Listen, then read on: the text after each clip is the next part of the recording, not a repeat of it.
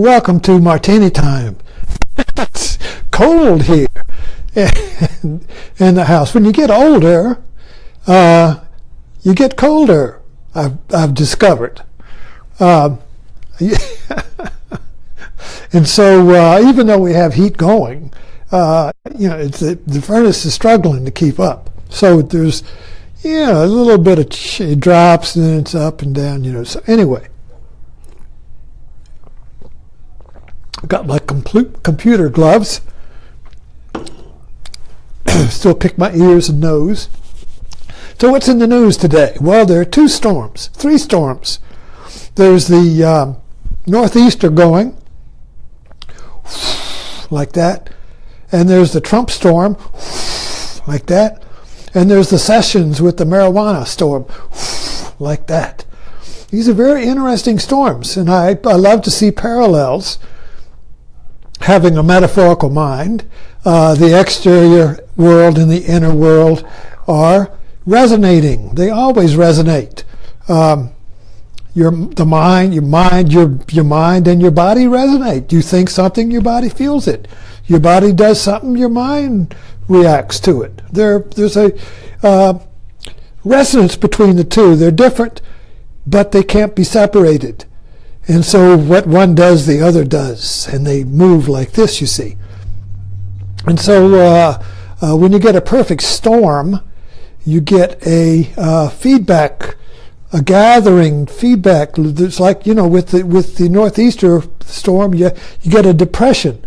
And that draws energy in. And as more comes in, it accelerates. That's called a feedback loop, a self-generating storm, a self-generating energy creator. So it starts out with a spark, and it becomes it consumes everything. We see this happening all the time. It's a panic attack when it happens in your mind. You have one thought, something happens, and it triggers a thought, and the next thing you know, you've got anxiety. And then you've got anxiety about the anxiety. And then you've got the anxiety about the anxiety about the anxiety. And then you've got the anxiety about the anxiety about the and then, no, my God, a panic attack. You see, it builds like that, you see. It just draws all the energy into it. It goes, whoa, whoa, whoa, whoa. You stick a microphone up against an amplifier. Whoa, whoa, whoa, whoa, whoa. Turn it off, you see. And these storms, with Trump today, at what point does the eye of the storm begin to generate a feedback loop? I don't know if we're there or not. We keep saying all through the Trump presidency, this will be it. He can't survive this. This will be the spark that consumes him. This will be the eye of the hurricane, But it keeps on going, you see. But this cannot go on. This cannot continue for 4 years. At some point, his presence will become toxic to the national security. At some point, there will be a shift. And when that shift happens, boom, he'll be out. The guillotine will fall.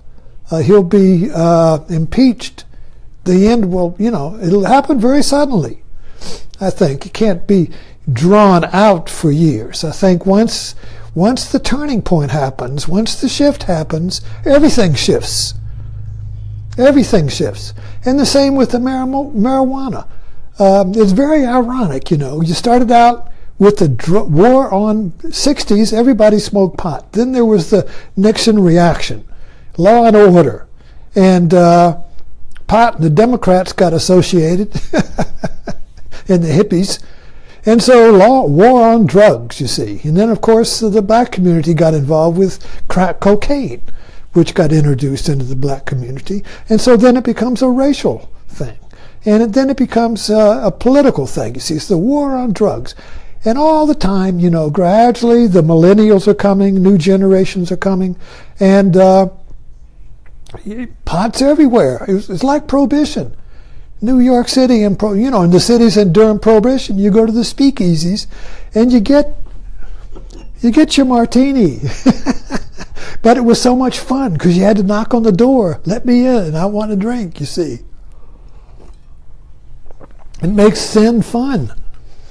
So, so this has been a parallel with Prohibition, but it seems to be a gathering storm now because California made pot recreational.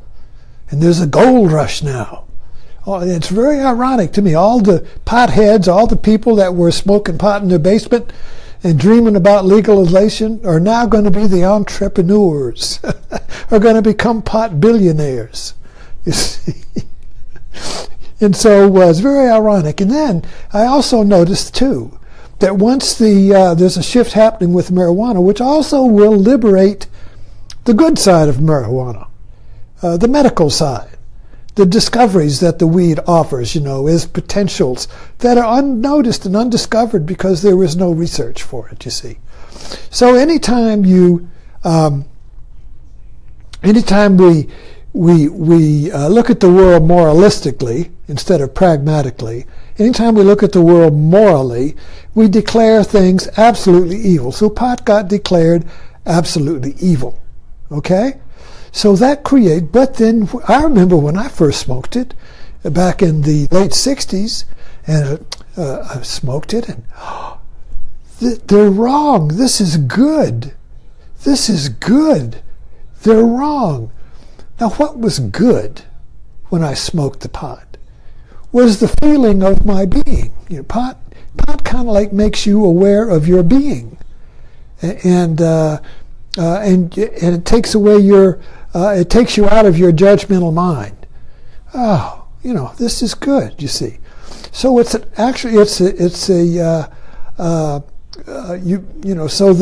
when something feels good, it's hard to justify it being absolutely evil. So anyway, so gradually, you realize how long this has been going on? The war on drugs and how it's shaped our country and the world.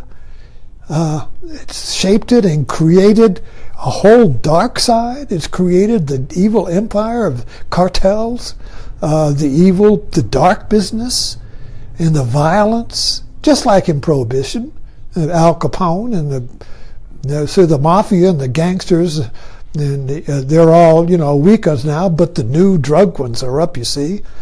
So this whole to come to a place where we say enough. Enough. Let's legalize it, tax it, control it, and remove and shift the source from the dark side to the light side. That's what's the logic of it. The same with alcohol. You can't. People like to drink. You can't remove it by making it absolutely evil. So I go to the ABC store here in Blackstone, and the state runs it. The state is the the bootlegger. During Prohibition, you had your local bootlegger who would bring you your booze, and now the state is the bootlegger, and they use the money for good purposes, you see, and once the sin is removed, the compulsion to a lot of the compulsion to be a rebel by sinning is removed, you see. Anyway, there's a lot going on.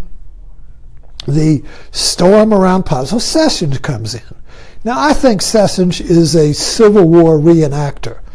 He's the moral Southerner in the sense that he loves the last stand. And it looks like he's making a moral stand against the evil marijuana, you see, all the way back to the 40s and the 30s. I remember, I keep adding here, but this is funny because I was in high school in the 50s. 1955, I was in high school. In 1954, I was in a new school in California, and I hated it, so I cut school every day, and I got on the city bus. Instead of getting off at the school, I went downtown to watch the movies. So I spent the day at the movies instead of going to school in 1954. And the movies I watched, the early movies, you had to watch, the movies in down San Diego opened up, in the morning, 10 o'clock, and they were usually reefer movies. Now, the reefer movies were movies created in the 30s to show the evils of marijuana. And it would show people going to the roadhouses and smoking the marijuana and getting real sexy and crazy. And you would watch those because it would show a little skin. It would show a little, and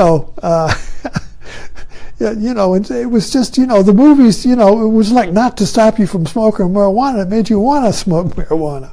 But anyway, so this war on drugs goes back to that, all the way back to that. It's just been insane.